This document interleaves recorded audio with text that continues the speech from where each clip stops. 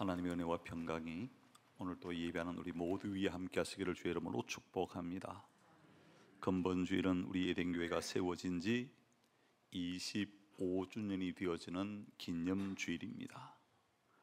여러분, 영적으로 깨어있는 한 사람, 영적으로 깨어있는 한 교회가 있으면 지역을 살릴 수 있고 나라를 살릴 수 있다라고 하는 것을 우리가 잊어서는 안 됩니다. 하나님은 에레미야 선지자를 통해서 에레미야 5장 1절을 통해서 이렇게 말씀하셨습니다. 너희는 예루살렘 거리로 빨리 달리며 그 넓은 거리에서 찾아보고 알라. 너희가 만일 정의를 행하며 진리를 구하는 자를 한 사람이라도 찾으면 내가 이 성읍을 용서하리라. 그렇게 말씀하셨습니다. 에덴교회는 노병남 장로님 그리고 박귀성 장로님의 가정을 중심으로 네 가정에서 출발하여 오늘에 이르게 되어졌습니다. 뒤돌아보면 다 하나님의 은혜였다라고 하는 고백밖에 드릴 것이 없습니다. 그리고 지금까지 주의 몸 된 교회를 위해서 충성하시고 헌신하신 모든 분들에게 하늘의 복과 땅의 기름진 복이 가득 흘러넘치기를 주의 이름으로 축복해 드립니다. 오늘날 많은 교회들이 세상 사람들로부터 비난과 조롱을 받고 있다는 것을 부인할 수는 없습니다. 그럼에도 불구하고 여전히 이 세상의 희망은 교회라고 하는 사실을 우리가 결코 잊어서도 안 되는 것입니다. 교회는요, 삼위일체적으로 분명하게 고백해야 됩니다. 교회는 하나님의 집입니다. 하박국 2장 20절에 말합니다. 오직 여호와는 그 성전에 계시니라고 말합니다. 하나님은 하나님의 집에 성전을 통하여 역사하신다는 사실, 우리가 이것을 잊지 말아야 됩니다. 또한 교회는 그리스도의 몸이요 그의 머리가 되어진다라고 말합니다. 골로새서 1장 18절에 말합니다. 그는 몸인 교회의 머리시라, 그렇게 이야기를 하죠. 또한 교회는 성령의 전인 것을 우리가 잊어서는 안 됩니다. 고린도전서 6장 19절에 말합니다. 너희 몸은 너희가 하나님께로부터 받은 바 너희 가운데 계신 성령의 전인 줄을 알지 못하느냐. 하나님의 집이 성전입니다. 그리스도의 몸이 성전입니다. 그리고 성령의 전이 바로 성전인 것, 교회인 것, 여러분 이것을 잊어서는 안 됩니다. 교회는 주님의 피값으로 세워진 것이기 때문에 모두가 교회를 사랑하고 존중히 여겨야 됩니다. 여러분, 세상에 수많은 교회들이 있지 않습니까? 그 수많은 교회를 딱 두 가지로 나눌 수가 있습니다. 하나는 주님으로부터 칭찬 듣는 교회가 있는가 하면, 하나는 주님으로부터 책망 듣는 교회가 있다라고 하는 것입니다. 에베소 교회는요, 첫사랑을 잃어버림으로 변질되어져서 주님으로부터 책망을 받았습니다. 버가모 교회는 발람의 교회를 따라가서 사탄이 판치는 것과 같은 교회가 되어져 버리고 말았습니다. 사대 교회는 행위를 온전하게 하지 못함으로 살았다고는 이름을 가졌으나 실상은 죽은 교회라고 하는 그와 같은 판단을 받음으로 주님 앞에 책망받을 수밖에 없었습니다. 라오디게아 교회는 차지도 않고 뜨겁지도 않는 미지근한 병든 교회였기 때문에 주님으로부터 책망을 받을 수밖에 없었습니다. 주님의 피값으로 세워진 교회이지만 모두가 아름다운 교회, 칭찬받는 교회가 아니었음을 보여주는 것이죠. 그러나 반대로요, 데살로니가 교회는 믿음의 역사가 있었습니다. 사랑의 수고가 있었습니다. 소망으로 인내하는 것과 같은 교회였기 때문에 우리 주님으로부터 칭찬을 받았습니다. 스마나 교회는 환난과 궁핍 속에서도 믿음이 부유한 교회라고 하는 것과 같은 칭찬을 받지 않았습니까? 빌라델비아 교회는 작은 능력을 가져도 주님의 이름을 배반하지 않았다는 것과 같은 이유로 주님으로부터 칭찬을 받았습니다. 안디옥 교회는 성교함으로 주님을 기쁘게 하는 교회가 되어졌습니다. 에덴 교회는 주님으로부터 책망받는 교회가 아니라 주님으로부터 칭찬 듣는 교회, 주님의 소원을 이루어드리는 교회, 교회다운 교회로 세워지기 위해서 다 함께 노력하고 기도하고 함께 이 일에 동참하는 은혜가 있기를 주의 이름으로 축복해 드립니다. 그래서 25주년을 맞이하는 우리 예den교회가 다시금 교회다운 교회로 우리가 세워지기 위해서는 어떤 교회가 과연 교회다운 교회일까? 사람이 많이 모인다고 좋은 교회가 아닙니다. 재정이 풍부하다고 좋은 교회가 결코 아닙니다. 우리 한번 따라합시다. 그리스도의 임재가 있는 교회. 다시 한번, 그리스도의 임재가 있는 교회. 주님의 임재가 있다는 것은 주님이 역사한다는 것입니다. 주님이 다스리신다는 것입니다. 주님이 통치하신다는 것입니다. 내 인생의 주인이 내가 아니라 주님인 것을 고백하는, 그것이 바로 주님의 임재를 느끼는 교회가 되어지는 것입니다. 오늘 보면 20절에서 21절에 보니까 이렇게 말합니다.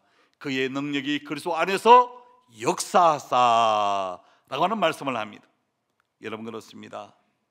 그리스도의 능력이 역사하는 교회, 그리스도께서 마음껏 역사하는 그리스도의 임재가 있는 그와 같은 교회라야 여러분 교회다운 교회가 되어지는 것입니다.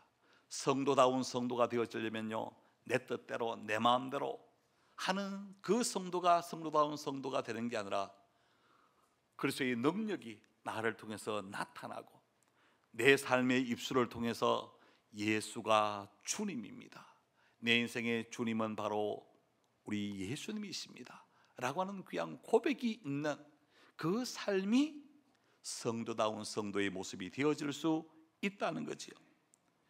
어떻게 해야 그리스도의 임재를 느낄 수가 있는가? 여러분, 그것은요, 바른 신앙의 고백을 드릴 때 그리스도의 능력이 나를 통하여 역사하고 그리스도의 임재가 나에게 임하게 되어진다는 것입니다. 예수님께서 가이사랴 빌립보에 이르게 되어졌을 때 제자들에게 묻지 않습니까? 사람들이 나를 누구라 하느냐라고 물었을 때 뭐라고 말합니까? 마태복음 16장 14절에 이렇게 말합니다. 들으는요 세례 요한이라고 하고요, 들으는 엘리야라고 합니다. 어떤 사람은요 에레미야나 선지자 중에 한 사람이라고 그렇게 이야기합니다 라고 했을 때 예수님께서는 다시금 묻습니다. 그러면 너희는 나를 누구라 하느냐라고 이야기를 할 때 이 질문에 베드로가 마태복음 16장 16절을 이렇게 고백합니다. 우리 함께 읽겠습니다. 시작. 주는 그리스도시요 살아계신 하나님의 아들이시니이다 라고 하는 이 신앙 고백, 이 신앙 고백을 우리 주님은 흡족하게 이끄시고 베드로에게 축복을 하시는데요, 마태복음 16장 17절에서 19절 이렇게 말하며 바요나 시몬아 내가 복이 있도다. 이를 내게 알게 하는 너는 혈육이 아니라 하늘에 계신 내 아버지이시니라. 또 내가 내게 이르노니 너는 베드로라. 내가 이 반석에 내 교회를 세우리니 음부의 권세가 이기지 못하리라. 내가 천국의 열쇠를 내게 주리니 내가 땅에서 무엇이든지 매면 하늘에서도 매일 것이고 네가 땅에서 무엇이든지 풀면 하늘에서도 풀리게 되어질 것이다. 여러분, 바른 신앙의 고백이 있으면 그 위에 그리스도의 임재가 있고 그 속에 우리의 귀한 아름다운 귀한 소원이 이루어지는 역사도 있다는 사실을 우리가 잊지 말아야 됩니다. 우리는요 지금 늘 예배 때마다 사도들이 고백했던 그 신앙의 고백을 우리가 사도신경으로 그렇게 신앙으로 고백하지 않습니까? 나는 전능하신 아버지 하나님 천지의 창조주를 내가 믿습니다. 우리는 시시 한 분을 믿는 것 아닙니다. 창조주 그 하나님을 내가 믿습니다. 나는 그의 유일하신 아들 우리 주 예수 그리스도를 믿습니다. 예수 그리스도, 인성과 신성을 가진 그 예수 그리스도를 우리가 믿는다는 것입니다. 그는 성령으로 잉태되어 동정녀 마리아에게 나시고 본디오 빌라도에게 고난을 받아 십자가에 못 박혀 죽으시고 장사된 지 사흘 만에 죽은 자 가운데서 다시 살아나셨으며 하늘에 오르시어 전능하신 하나님 아버지 우편에 앉아 계시다가 거기로부터 살아있는 자와 죽은 자를 심판하러 반드시 오실 것입니다. 나는 성령을 믿으며 거룩한 공교회와 성도의 교제와 죄를 용서받는 것과 몸의 부활과 영생을 내가 믿습니다. 이 분명한 신앙의 고백 위에 우리 하나님의 은혜와 평강이 임하게 되어지고 우리 속에 임재가 나타나게 되어진다는 것입니다. 우리가 바른 신앙의 고백을 하지 않으면요, 내 인생은 누구의 것이라고 고백합니까? 내 인생은 나의 것이라고 고백합니다. 그러나 그리스도의 임재가 있는 사람들은요, 내 인생은 나의 것이 아니라 내 인생은 주님의 것입니다. 내 인생의 주인이 주님이십니다. 내 인생의 메시아가 주님이십니다. 내 인생을 구원할 분이 바로 주님이십니다 라고 고백하는 거예요. 여러분, 교회는요 건물이 아닙니다. 이것은 예배당이라고 말하지 진정한 교회라고 이야기하지 않습니다. 교회는요 바른 신앙의 고백이 있는 그 한 사람 한 사람을 일컬어서 교회라고 그렇게 이야기를 할 수가 있는 것입니다. 바른 신앙 고백 위에 그리스도의 임재가 있음을 기억하고 바른 신앙의 고백을 통해서 날마다 그리스도의 임재를 경험하는 저와 여러분, 그리고 우리의 된 교회가 되어질 수 있기를 주의 이름으로 축복해 드립니다. 우리 한번 따라합시다. 교회의 주인은 주님이 있습니다. 여러분, 이것을 우리가 잊지 말아야 돼요. 교회다운 교회는요 주님의 임재가 있는, 주님의 역사가 있는, 주님이 다스리심이 있는, 주님의 통치함이 있는 그 교회가 교회다운 교회. 내가 자꾸 주인 되려고 하니까 여기저기 삐그덕거리고 소리가 높아집니다. 주님이 주인 되면요 모든 사람은 그 앞에서 고요하고 잠잠해질 수밖에 없고 겸손해질 수밖에 없고, 내가 뼈 빠지도록 일하고도 우리의 입을 통해서 나오는 고백은 나는 무익한 종입니다.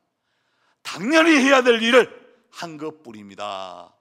그리스도의 임재가 있는 신앙의 고백은 바로 그런 신앙의 고백인 것을 우리가 꼭 기억하고, 하나님 나를 다스려 주옵소서, 나를 통치하여 주옵소서, 내가 온전히 주님의 것으로 살아가기 원합니다.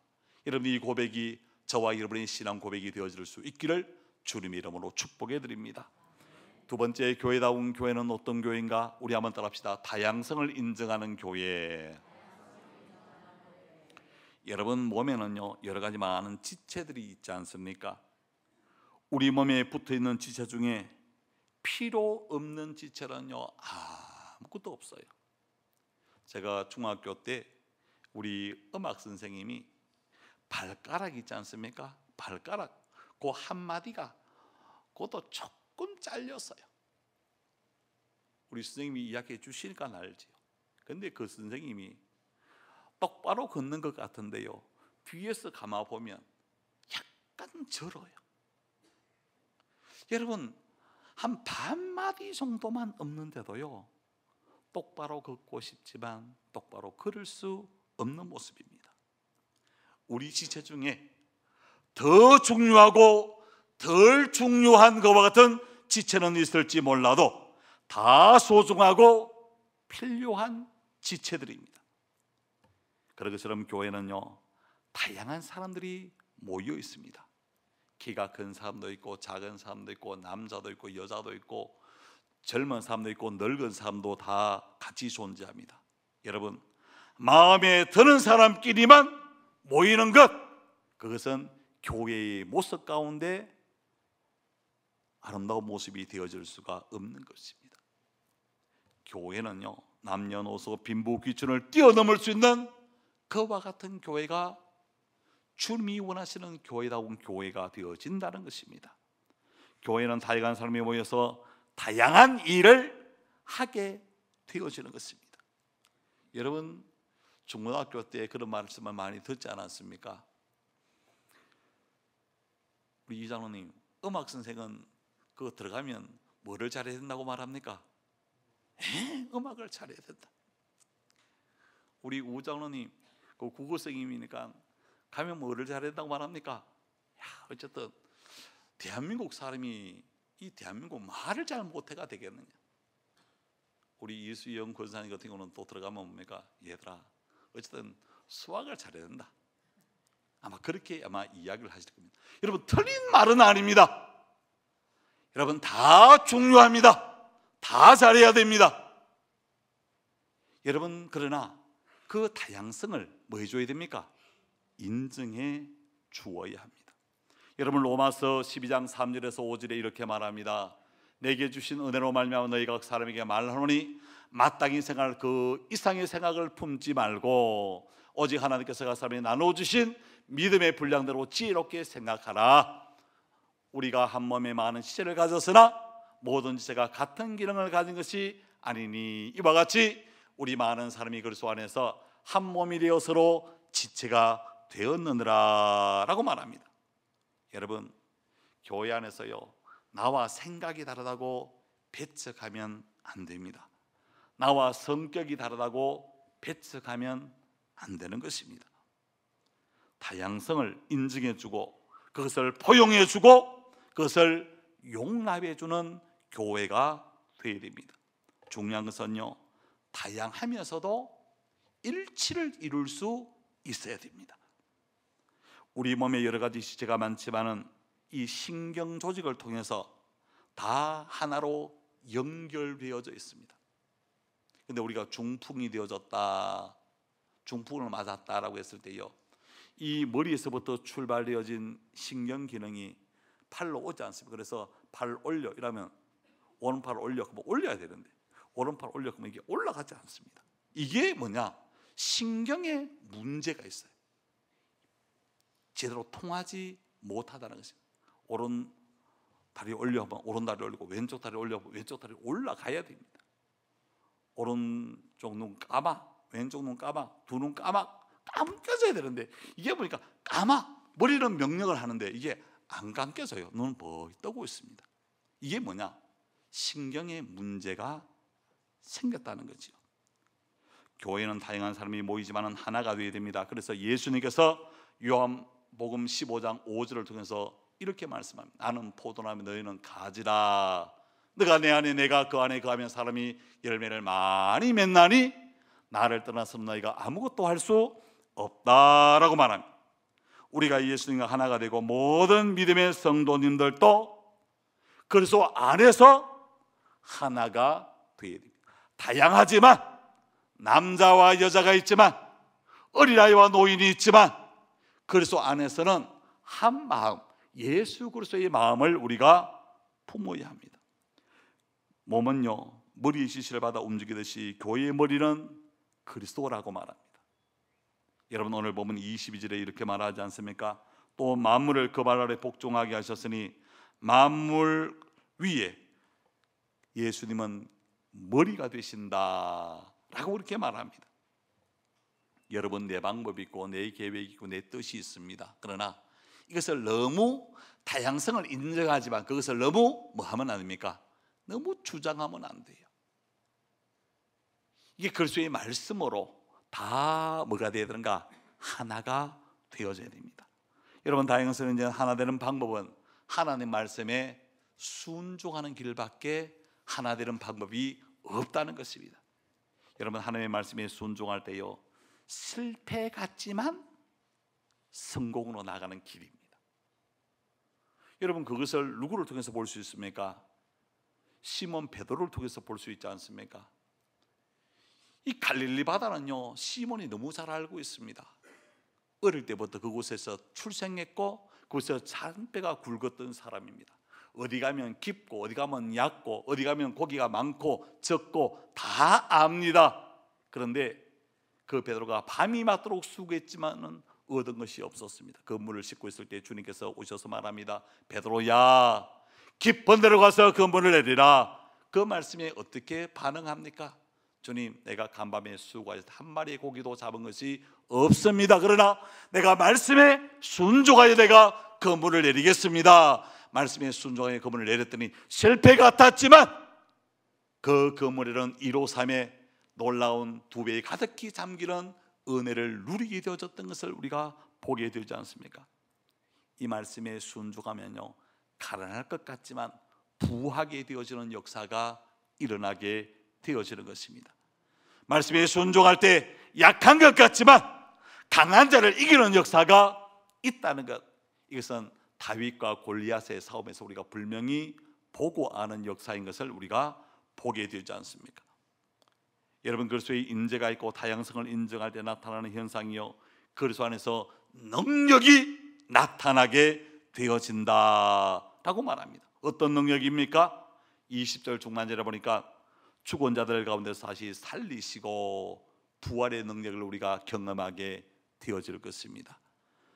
뿐만 아니라 20절 하반절에 하늘에서 자기의 우편에 앉히사 하나님 보호자 우편에 앉는 것과 같은 영광도 우리가 누리게 되어질 것이고, 21절에 말합니다. 모든 통치와 근세와 능력과 주권과 만물을 다스릴 수 있는 능력도 우리 가운데 허락해 주시라고 말합니다. 21절 하반절에 보니까 모든 이름이 뛰어나게 하시고 라고 말합니다. 우리의 이름이 복된 이름, 아름다운 이름, 거룩한 이름으로 우리 하나님께서 우리를 세워주시겠다고 약속하십니다. 다양성을 인정하되 모두가 하나님의 말씀에 순종하여 교회다운 교회로 함께 만들어가는 저와 여러분이 되어질 수 있기를 주의 이름으로 축복해 드립니다. 자, 우리 옆에 사람 우리 한번 손 한번 꼭 잡읍시다. 이렇게 인사하시다. 집사님, 다양성을 인정합시다. 여러분 한번 보세요. 나는 그 사람의 다양성을 인정합니까? 늘 고백할 때 다양성을 인정해야 된다고 말하면서 내하고 생각이 조금 다르면 뭐 했다고 말합니까? 틀렸어. 우리 한번 따라합시다. 다른 것은 틀린 것이 아닙니다. 여러분 그렇게 인정해 주실 거죠? 근데 조금 틀리면 뭐 하라고 말합니까?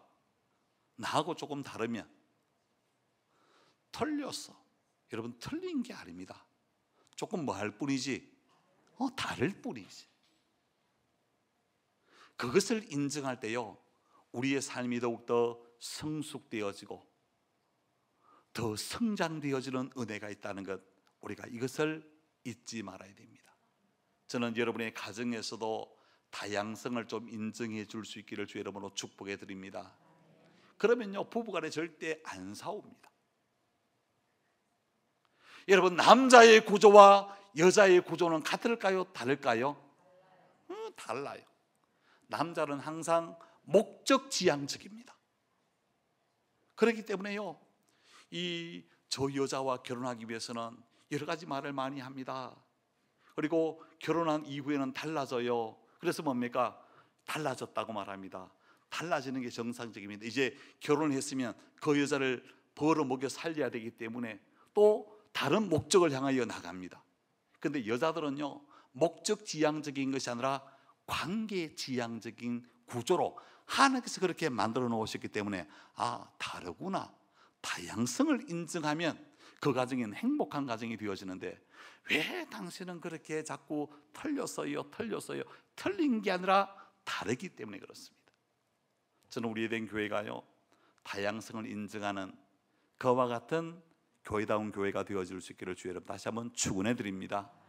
마지막 세 번째로 교회다운 교회는 하나님 그리스도의 임재가 있는 교회, 다양성 가운데 그리스도를 향하여 하나 되는 교회일 뿐만 아니라, 우리 한번 따라합시다. 충만한 교회. 여러분 가정마다요, 그 싸우는 이유가 있더라고요. 충만하면 싸울까요? 안 싸울까요? 안 싸워. 충만하지 못하면 늘 삐거덕 끓일 때가 굉장히 많습니다. 교회는 모든 것이 충만해야 됩니다. 사람도 충만하면 얼마나 좋을까요? 재정도 충만하면 얼마나 좋을까요? 이런 사람 많은 달란트가 충만하면 얼마나 좋을까요? 충만하지 못하면요, 늘 삐거덕 끓일 수 있습니다. 오늘 본문 23절 말씀에도 한번 보십시오. 이렇게 말합니다.